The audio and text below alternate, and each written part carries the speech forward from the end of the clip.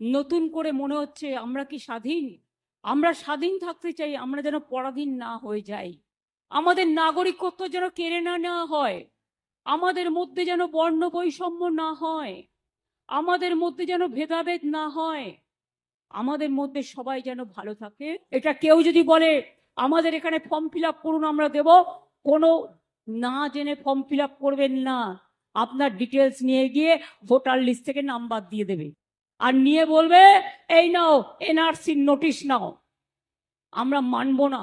আমরা চাই আমার আদিবাসী হোক, আমার তপশিলি হোক, আমার দলিত হোক, আমার হিন্দু হোক, আমার মুসলমান হোক, আমার শিখ হোক, সবার ভোটার লিস্টে যাদের এনটাইটেল তাদের নাম তুলতে হবে।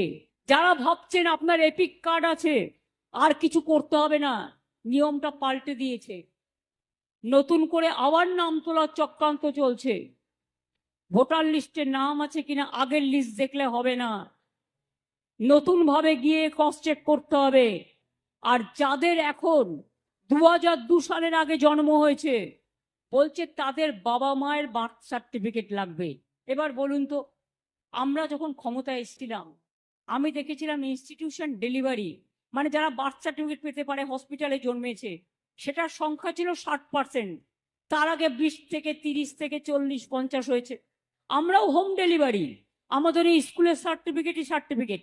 এবার আপনারা আমাকে বলুন, এখন যদি বলে 2 সালে যার 18 বছর বয়স হয়েছে, সেই 46 বছর আগেকার বাবা মায়ের বার্থ সার্টিফিকেট জোগাড় করতে হবে। কজনের আছে? কজনের আছে? যারা বলছে তাদের আছে তো? জিজ্ঞেস করুন। যারা আইন করছে তাদের আছে তো? তারা সোনার চামচ মুখে দিয়ে জন্মগ্রহণ করেছেন, তারা কি করে বুঝবে খেটে খাওয়া মানুষের কথা?